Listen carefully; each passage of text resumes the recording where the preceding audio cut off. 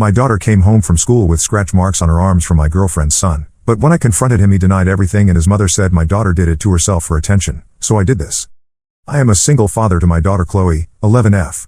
2 years ago, I started dating Penelope, 34F, who has a son named Titus, 15M. Things moved fast between us, and 6 months ago, we decided to move in together. Penelope and Titus moved into my house since it was bigger and had a better school district. I need to give some background about my situation. Chloe's mother passed away when she was 7, and it has been just the two of us since then. Chloe is a quiet, studious kid who loves reading and drawing. She has always been well behaved and rarely causes any trouble. Penelope seemed like the perfect partner. She was kind, understanding about my situation as a single dad, and Chloe seemed to like her during our dates. Titus appeared to be a typical teenager when I first met him. He was polite enough during our initial meetings and seemed to get along okay with Chloe.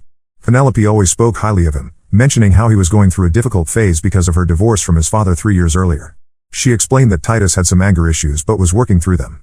I thought having a stable home environment would help him. The first few weeks after they moved in went smoothly. Titus mostly kept to himself in his room, playing video games or listening to music. Chloe continued her usual routine of school, homework, and spending time in her room drawing. Penelope and I were both working full-time, so the kids were often home alone together after school for a few hours. The problem started small. Chloe began asking if she could stay after school for various activities that she had never shown interest in before. When I asked her why, she would just shrug and say she wanted to try new things. I thought it was good for her to expand her interests, so I encouraged it. Then I noticed Chloe had started keeping her bedroom door locked whenever she was home. When I asked about it, she said she just wanted privacy. Again, I thought this was normal preteen behavior and did not push the issue. The first real incident happened about a month after they moved in. I came home from work to find Chloe crying in her room.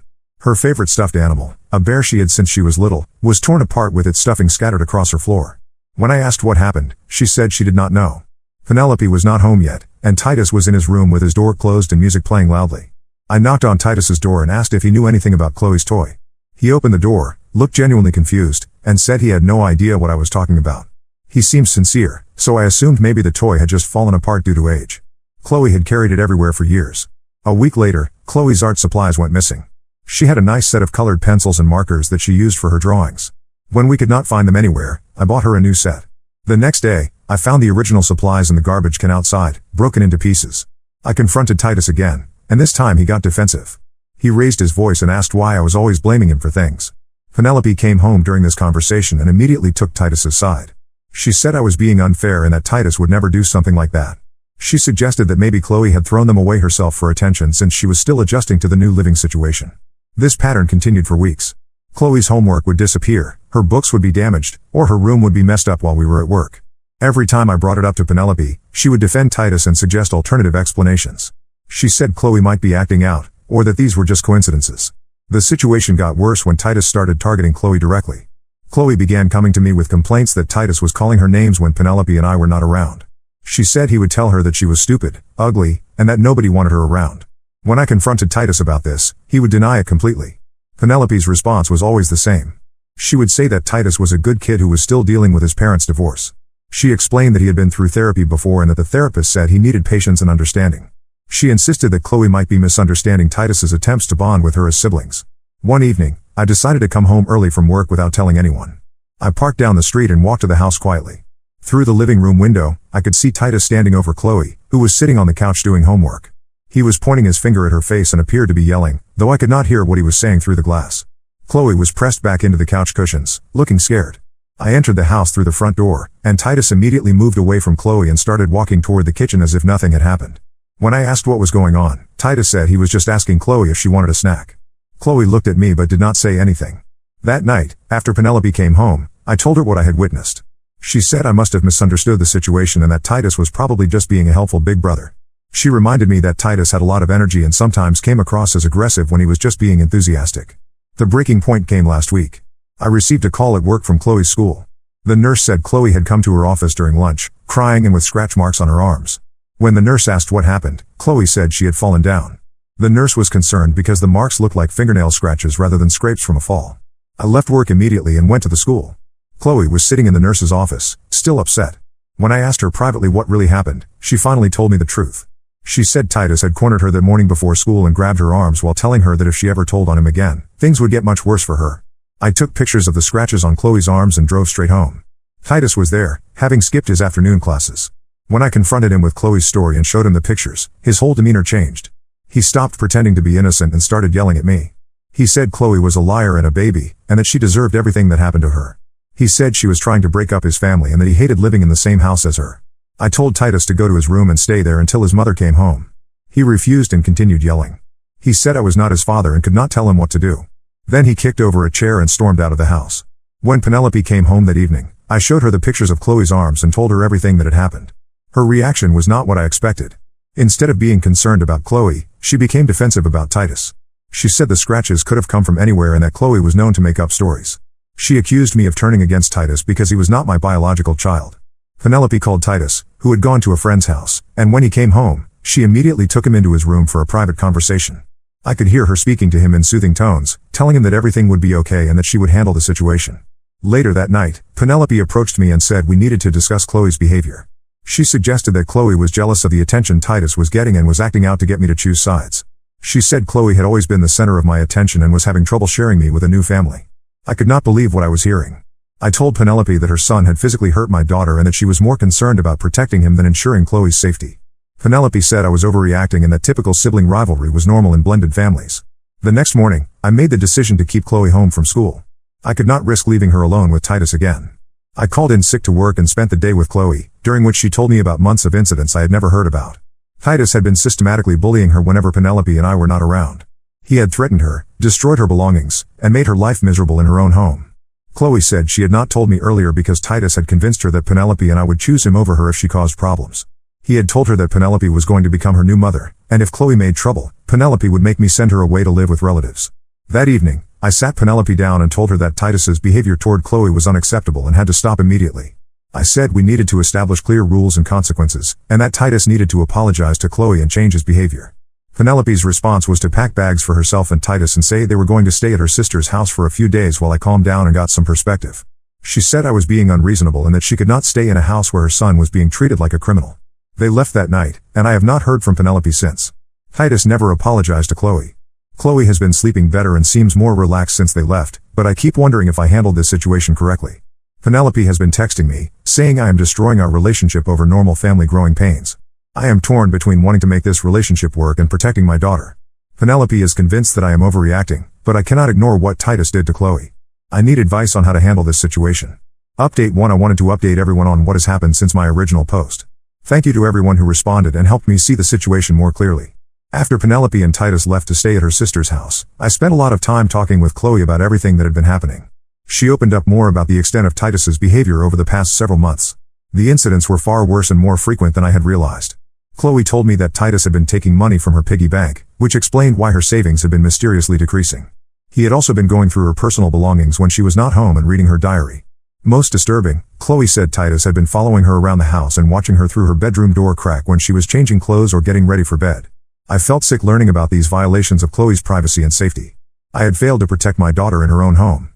Chloe said she had been too scared to tell me because Titus had convinced her that if she told, Penelope would make me choose between them, and Titus said I would obviously choose my girlfriend over my daughter. Penelope continued texting me daily, asking when she and Titus could come home. Her messages focused on how I was being unfair to Titus and that I needed to give him another chance. She said Titus was just acting out because he was having trouble adjusting to our blended family. Not once in any of her messages did she ask how Chloe was doing or acknowledge that Titus had hurt her. 2 weeks after they left, Penelope asked to meet me for coffee to discuss the situation. I agreed, hoping we could find a way to resolve things. Penelope spent the entire conversation defending Titus's actions and minimizing what had happened to Chloe. She said Chloe was exaggerating and that Titus was just being a typical teenage boy. When I brought up the scratches on Chloe's arms and showed her the photos again, Penelope said they looked minor and that Chloe was probably being dramatic about how she got them. She suggested that Chloe might have even done them to herself to get Titus in trouble. Penelope then revealed something that shocked me. She admitted that Titus had been having behavioral problems at his previous school and that they had moved to our area partly to give him a fresh start. She had never mentioned this before. When I asked for details, she said Titus had been suspended multiple times for bullying other students and that the school had recommended he receive counseling for anger management issues. I asked Penelope why she had never told me about Titus's history of bullying, especially knowing that Chloe would be living with him. She said she had hoped that Titus would do better in a new environment and that she did not want me to judge him based on his past mistakes. This conversation made me realize that Penelope had deliberately hidden important information about her son that directly affected Chloe's safety. She had moved a known bully into my home with my daughter and had not given me the information I needed to protect Chloe. I told Penelope that Titus could not come back to live in my house. I said that if she wanted to continue our relationship, we would need to live separately until Titus could demonstrate that he could treat Chloe with respect. Penelope became angry and accused me of discriminating against her son. She said I was choosing Chloe over Titus and that this proved I could never truly accept Titus as part of our family. Penelope stormed out of the coffee shop, and I have not spoken to her since. However, the situation has gotten more complicated. Last week, I received a call from Chloe's school principal. Titus had shown up at Chloe's school during lunchtime and had approached her on the playground.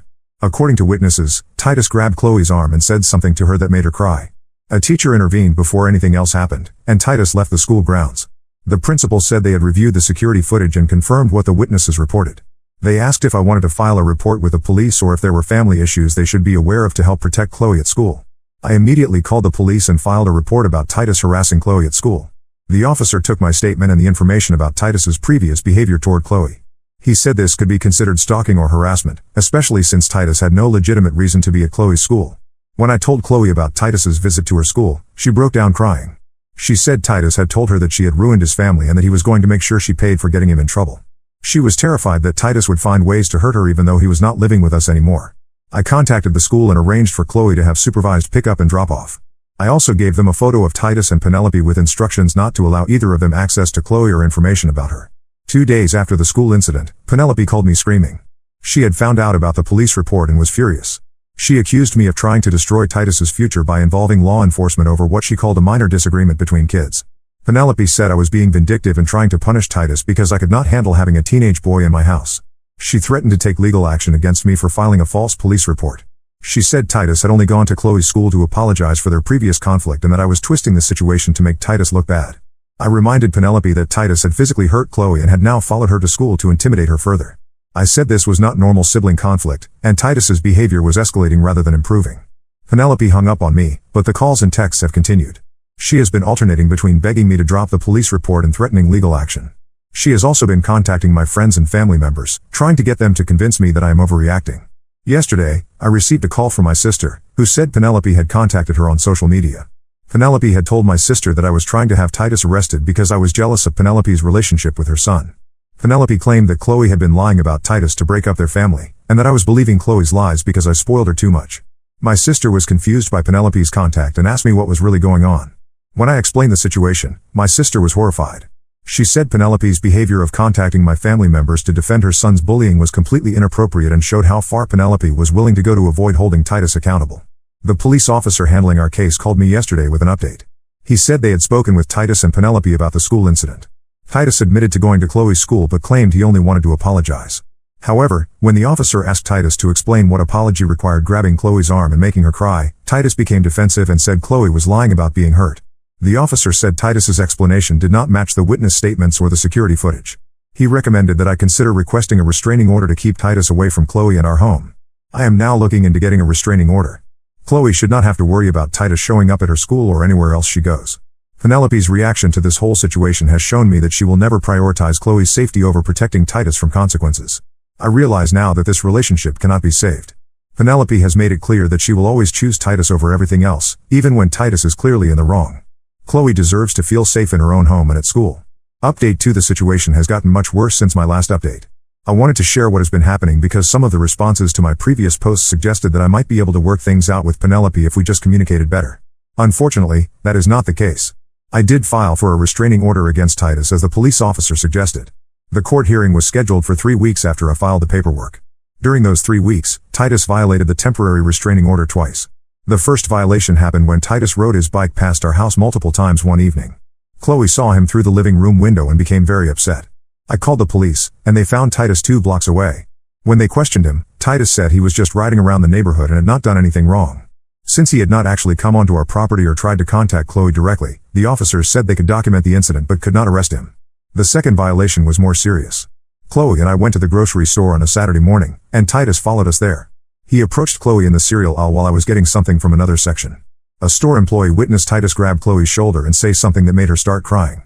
The employee intervened and called for store security. By the time security arrived, Titus had left the store, but they had him on security cameras.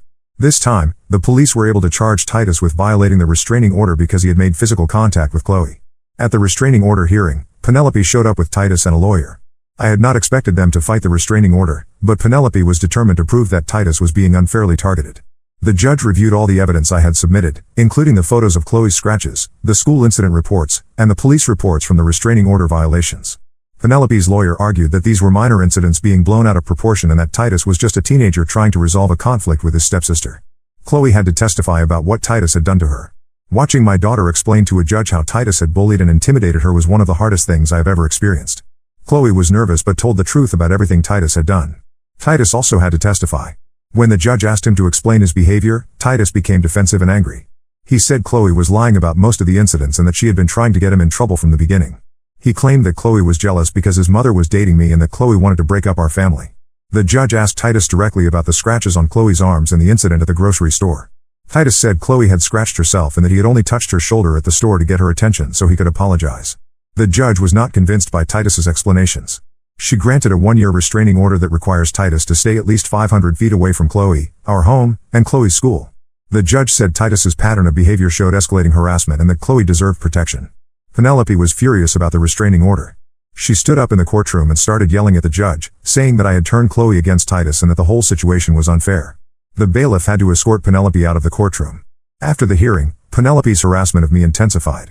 She began calling my workplace multiple times a day, trying to get me fired by telling my boss that I was using company time to deal with personal legal issues. She also started showing up at places where she knew I would be, like Chloe's soccer games and school events. Penelope created fake social media accounts to send me messages since I had blocked her real accounts. The messages ranged from begging me to reconsider the restraining order to threatening to sue me for defamation. She claimed I had destroyed Titus's reputation and future by involving the police and courts. The most disturbing incident happened a month ago. Chloe and I came home from dinner to find our front door had been damaged. Someone had tried to pry it open, leaving scratches and dents in the wood around the lock. Nothing was missing from inside the house, but Chloe's bedroom had been gone through. Her drawers were opened, and her belongings were scattered around. I called the police immediately. They took fingerprints and photographed the damage, but there was no direct evidence of who had broken in. However, the officer noted that this type of break-in, where nothing valuable was stolen but a child's room was specifically targeted, often indicated harassment rather than a typical burglary. 2 weeks later, I found out who was responsible for the break-in. Chloe's friend Madison lives 3 houses down from us. Madison's mother called me to report that Madison had seen Titus in our neighborhood on the night of the break-in. Madison had been looking out her bedroom window and saw Titus walking behind our house around the time the break-in must have occurred. I provided this information to the police, who questioned Titus about his whereabouts that night. Titus initially denied being in our neighborhood, but when confronted with Madison's testimony, he admitted to walking around our area. He claimed he was just taking a walk and had not done anything wrong. The police could not prove that Titus had broken into our house based solely on Madison's testimony, but they documented the incident and noted that Titus had violated his restraining order by being in our neighborhood. During this time, I also learned more about Titus's history from Penelope's ex-husband, Titus's father. He contacted me after hearing about the restraining order through mutual acquaintances. Titus's father told me that Titus had similar behavioral problems when he lived with him, including bullying his younger cousins and destroying their belongings. Titus's father said he had tried to get Titus into counseling and anger management programs, but Penelope had fought against it. She insisted that Titus's behavior was normal and that everyone else was being too sensitive. Eventually, Titus's father had agreed to let Titus live primarily with Penelope because the constant conflicts were affecting their other relationships. Titus's father also told me that Penelope had a pattern of moving whenever Titus's behavior caused problems. They had lived in 3 different towns in the past 4 years, always leaving after Titus had incidents with other children or at school. Penelope would blame the schools or other parents for not understanding Titus, and then they would move somewhere new for a fresh start. This information explained why Penelope had been so determined to make our relationship work despite Titus's behavior toward Chloe. She was running out of options and needed stability, but she was not willing to address Titus's underlying problems. Last week, I made the decision to sell my house and move to a different town. The constant stress of worrying about Titus showing up and harassing Chloe was affecting both of our lives. Chloe was having trouble sleeping and was constantly anxious about going anywhere in our neighborhood. I found a house in a town about an hour away, closer to where my sister lives. Chloe will be able to start fresh at a new school where Titus does not know anyone and cannot easily find her. I have arranged to transfer to a branch of my company in the new area. Penelope found out about our move through social media posts from Chloe's friends. She has been sending me dozens of messages begging me not to take Chloe away and claiming that Titus has learned his lesson. She says Titus misses Chloe and wants to make things right. I have not responded to any of Penelope's messages. Chloe and I are moving next week, and I have not told Penelope our new address. The restraining order will still be valid in our new location, and I have already contacted the police in our new town to make them aware of the situation. Chloe is excited about the move and the chance to start over. She has been sleeping better just knowing that we will be far away from Titus and Penelope. The house we are moving to has a good school district, and Chloe will be able to join the art club and other activities she has been interested in. I realize now that I should have ended the relationship with Penelope much sooner. I was so focused on trying to make our blended family work that I ignored clear warning signs about Titus's behavior. Chloe paid the price for my poor judgment, but I am committed to making sure she feels safe and protected going forward. Update 3: This will be my final update on this situation. Chloe and I have been settled in our new town for 3 months now, and I wanted to share how things have been going. The move has been the best decision I could have made for Chloe's well-being.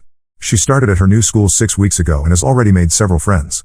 Her teacher says Chloe is a joy to have in class and that she has shown real leadership in group projects. Chloe joined the art club and the school newspaper, and she has been thriving in both activities. Most importantly, Chloe is sleeping through the night again and no longer looks over her shoulder when we go out in public. She has returned to being the confident, happy child she was before Titus and Penelope entered our lives. Watching Chloe heal from what Titus put her through has confirmed that moving was the right choice. For the first month after we moved, Penelope continued trying to contact me through various methods. She called my new workplace multiple times until I had to involve HR and request that they block her number. She also had friends and family members reach out to me on social media with messages claiming that Titus was sorry and wanted to apologize to Chloe. I blocked every number and social media account that tried to contact me on Penelope's behalf. I was not interested in hearing apologies or promises that Titus had changed.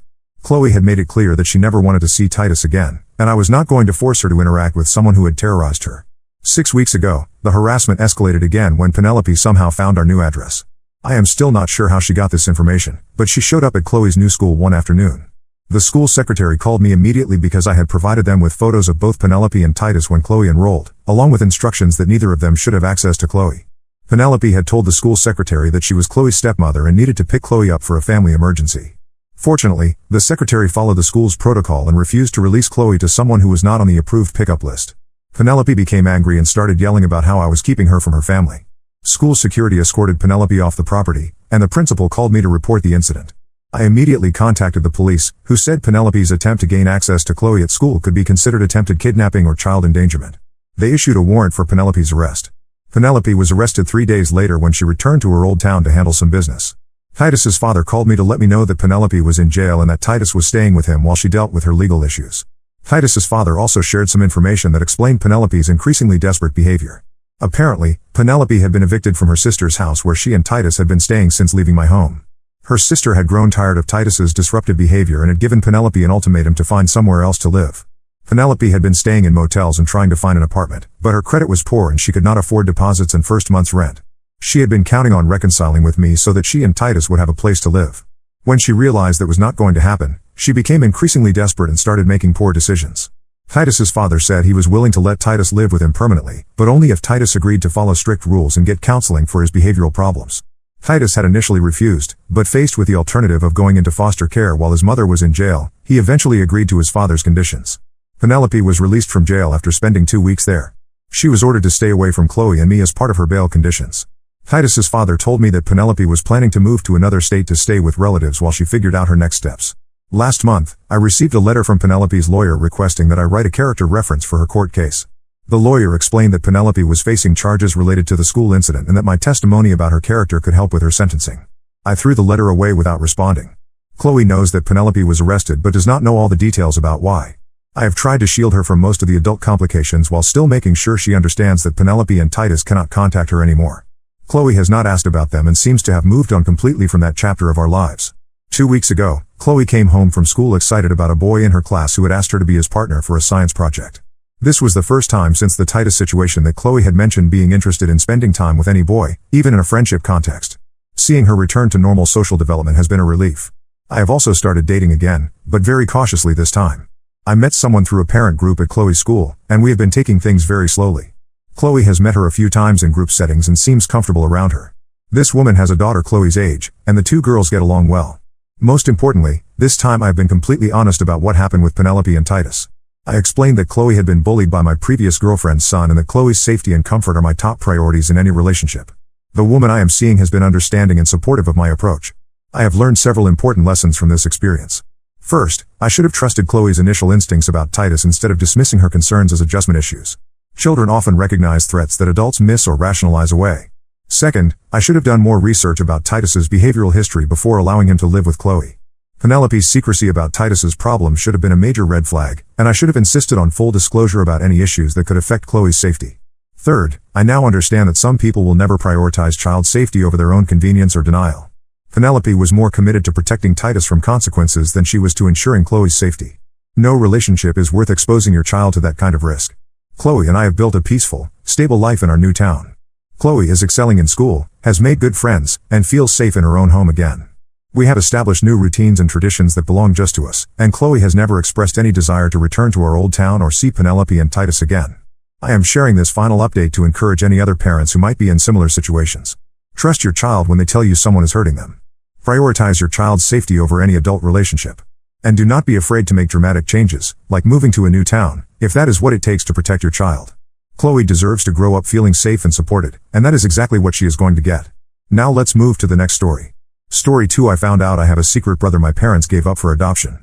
Then discovered they've been in touch with him for years without telling me. I, 28M, recently discovered that my parents have been hiding a huge secret from me my entire life. I have an older brother who was given up for adoption when he was a baby. I'm still trying to process this information and figure out how to move forward. For some background, I grew up in a middle-class family in a small town in Ohio. My mom, 54F, is a high school English teacher and my dad, 56M, works as an accountant. We lived in a modest 3-bedroom house with a big backyard where I spent most of my childhood playing. Growing up, I always felt like there was something off about our family dynamic. My parents provided for me and supported me in my activities, but there was always an emotional distance. They rarely showed physical affection and seemed uncomfortable talking about feelings or personal matters. I often felt lonely as an only child and wished I had a sibling to play with and confide in. I threw myself into sports and extracurricular activities to fill the void. I played football and basketball, joined the debate team, and spent a lot of time with friends. My parents came to my games and events, but their enthusiasm always felt a bit forced. I chalked it up to them just not being very expressive people. There were other little things that seemed odd in hindsight. My parents were always very secretive about family photos and mementos. We had very few photos displayed in the house, and any time I asked about baby pictures or family history, they would quickly change the subject. They also never talked about their lives before I was born. I remember one time when I was about 12, I found an old photo album hidden in the back of my mom's closet while looking for something else. When she caught me looking at it, she snatched it away and told me sternly to never go through her things again. It seemed like an extreme reaction at the time. Despite the emotional distance, I had a relatively normal and happy childhood. I did well in school, had good friends, and was involved in lots of activities. After high school, I went to college at Ohio State University. I studied business and graduated a couple years ago. I now work as a marketing manager at a tech company in Columbus. About a month ago, my parents called and asked if I could come home for a weekend to help them clean out the attic. They're planning to downsize soon now that they're getting closer to retirement age. I agreed, thinking it would be a good chance to spend some time with them. While going through boxes in the attic, I came across a dusty old photo album I had never seen before. Curious, I opened it up and was shocked to see photos of my mom holding a baby boy who clearly wasn't me. The dates on the photo showed it was about 2 years before I was born. I confronted my parents about it, and they initially tried to brush it off as photos of a cousin. But I could tell they were lying by how flustered they got. I pressed them further, demanding to know the truth. Finally, they broke down and admitted that I have an older brother who was given up for adoption when he was 3 months old. Apparently, my parents got pregnant with him when they were just 24 and newly married. They were both still in college and working part-time jobs.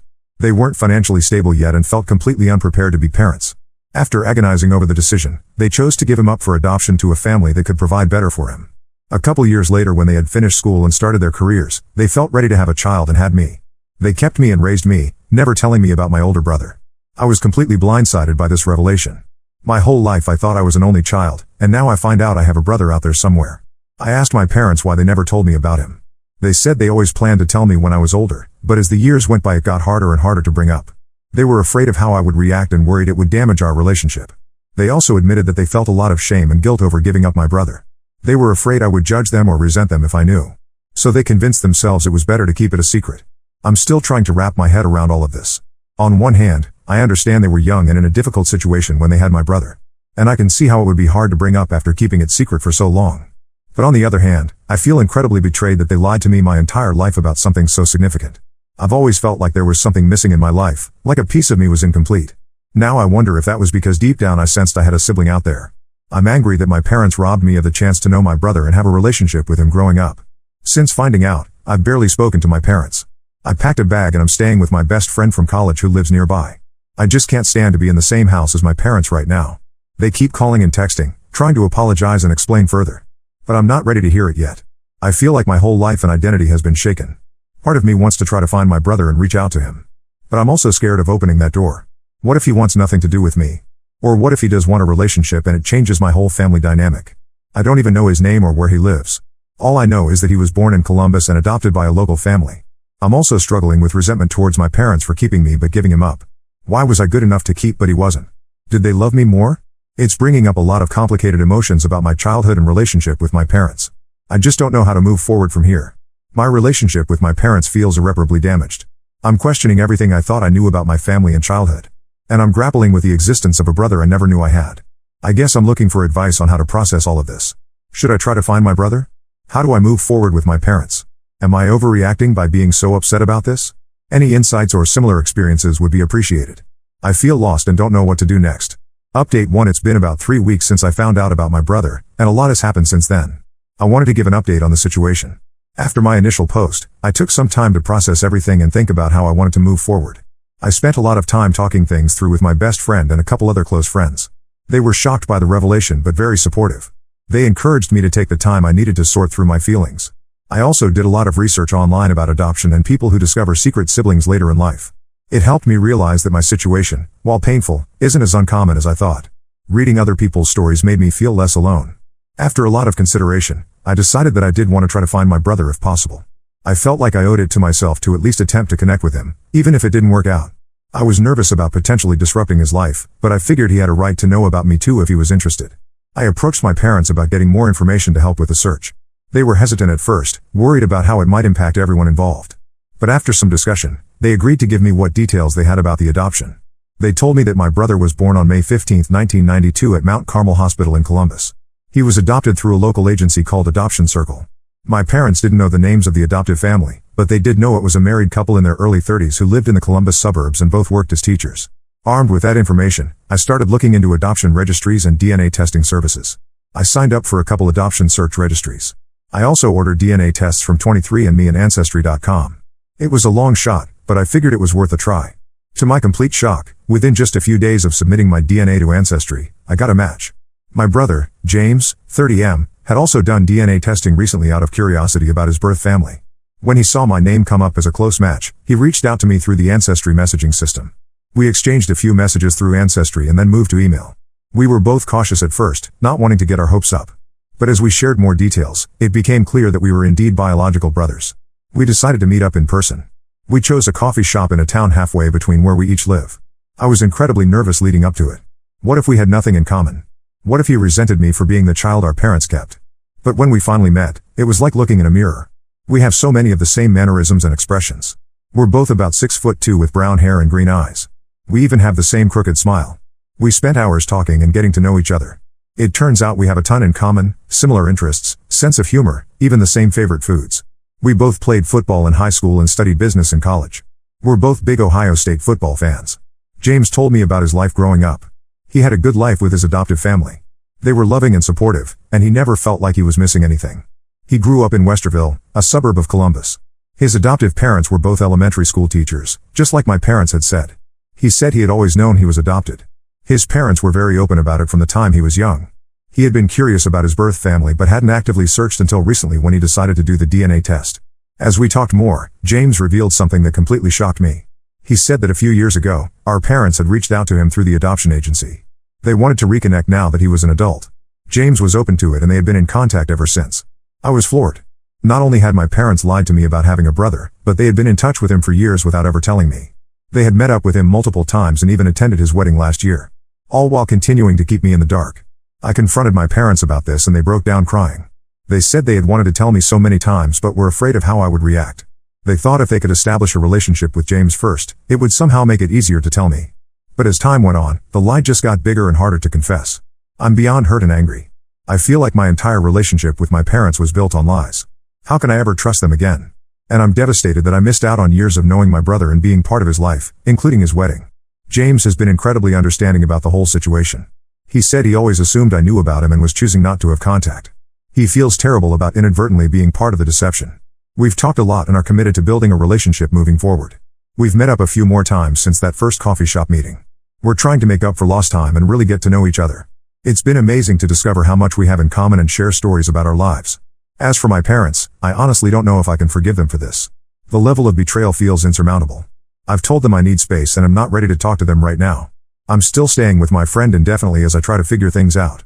I'm focusing my energy on building a relationship with James and getting to know his family. His wife and kids have been incredibly welcoming to me. It's been amazing connecting with them, but also bittersweet knowing what we missed out on all these years. I'm still processing a lot of complicated emotions around the whole situation. I'm happy to have found James but angry at the circumstances. I'm mourning the relationship we could have had growing up. And I'm grappling with what this means for my relationship with my parents moving forward. I'm not sure what the future holds, but I'm taking it one day at a time. I'm grateful for the support of my friends and for James's understanding through all of this. I have a lot to think about regarding how to move forward from here. Update 2. It's been about 2 months since my last update, and I wanted to share some new developments in the situation with my family. James and I have continued to build our relationship and get to know each other better. We talk or text almost every day and try to get together in person at least once a week. We've been sharing stories about our childhoods and discovering all the things we have in common. Last month, we took a weekend trip together to Put-in-Bay on Lake Erie. It was great to spend extended time together away from everything else. We rented bikes, went hiking, did some fishing, and stayed up late talking. It really helped solidify our bond as brothers. James has also introduced me to his wife Sarah and their 2 kids, Emma, 4, and Noah, 2. They've been incredibly welcoming and seem excited to have a new uncle in their lives. I've been over to their house for dinner a few times and even babysat the kids one evening. It's bittersweet to be building these relationships now, knowing what we missed out on for so many years. As for my parents, I've had very limited contact with them over the past couple months. I've been staying with my friends still and only communicated with them via text occasionally.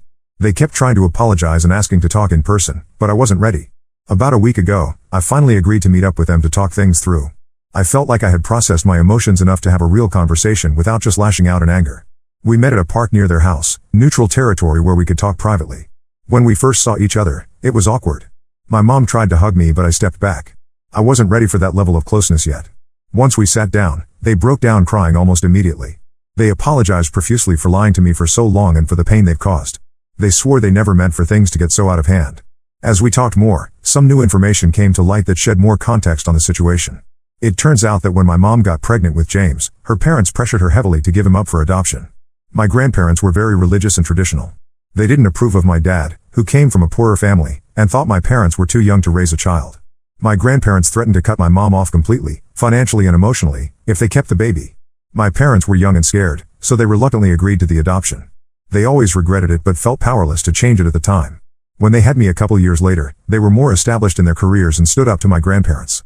But they were afraid to tell me about James because they didn't want me to resent my grandparents or cause a rift in the extended family. I also found out that my dad had been pushing to tell me the truth for years. But my mom was terrified of losing me and kept putting it off. When they reconnected with James, my dad thought for sure we would finally tell me. But my mom panicked and convinced him to keep it secret a little longer until they could figure out the right way to break the news. Learning all of this doesn't excuse their actions, but it does help me understand the situation better. I can see how fear and guilt snowballed over the years until the lie felt too big to confess. We talked for hours, going over the whole history of the situation. There were a lot of tears on all sides. I was able to express how hurt and betrayed I felt. They took full responsibility for the pain they caused and promised to do whatever it takes to rebuild our relationship. I'm still deeply hurt by their deception. But I'm starting to see how complex the situation was and how human their mistakes were. They're not monsters, just flawed people who made some really bad choices. We've agreed to start family counseling together to work through everything. It's going to be a long road to rebuild trust.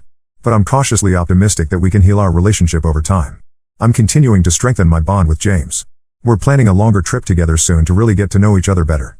His adoptive family has also been incredibly welcoming and supportive of me. There's still a lot to process and work through. But I finally feel like I'm on a path towards healing and rebuilding my family relationships. It's not going to be easy, but I'm committed to trying. Update 3. It's been about 6 months since this whole situation started, and I wanted to give a final update on where things stand now. My relationship with James has continued to grow and flourish. We've become incredibly close and I truly think of him as my brother now. We talk almost every day and get together regularly. We took that trip we had planned, a week-long road trip through New England. It was an amazing experience. We visited Boston, hiked in the White Mountains, toured some breweries in Vermont, and spent a few days relaxing on the coast of Maine. We had great conversations, made each other laugh constantly, and really bonded as brothers. James's adoptive family has been wonderfully accepting of me as well. They've included me in family gatherings and really made an effort to make me feel welcome. I spent Thanksgiving with them and it was a warm, joyful experience. It's been healing to be embraced by them. As for my parents, we've made slow but steady progress in rebuilding our relationship. The family counseling has been really helpful in working through our issues. It's given us a safe space to express our feelings and learn to communicate better. We've had a lot of difficult but necessary conversations about the past. I've been able to express how their actions impacted me and they've taken responsibility for the pain they caused. They've also shared more about the circumstances around James's adoption and their own struggles over the years.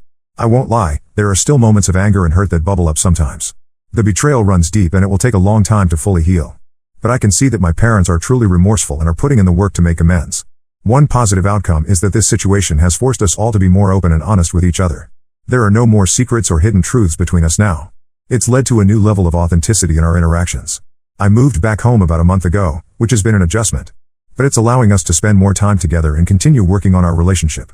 We're taking it day by day and giving each other grace as we navigate this new normal. James has also started building a relationship with our parents. It's been a bit awkward at times, but overall it's going well. We've even had a few family dinners all together, which would have been unimaginable 6 months ago. Last month, we all got together to celebrate James's birthday. It was the first time we've all been together for a family celebration. There were definitely some emotional moments, but overall it was a positive experience. It felt like a step towards becoming a real family unit. I still have moments where I grieve for the years lost and the relationship I could have had with James growing up. But I'm trying to focus on the present and future rather than dwelling on the past. We can't change what happened, but we can make the most of the time we have now. This whole experience has taught me a lot about forgiveness, family, and the complexities of human relationships. It hasn't been easy, but I truly believe we're all coming out stronger on the other side. I'm cautiously optimistic about the future of our family. We still have work to do, but I feel like we're on the right path. I'm grateful for the brother I've gained and the deeper connections we're forging as a family. Looking ahead, James and I are planning to start a podcast together about our experience and other adoption stories. We hope it might help other families going through similar situations.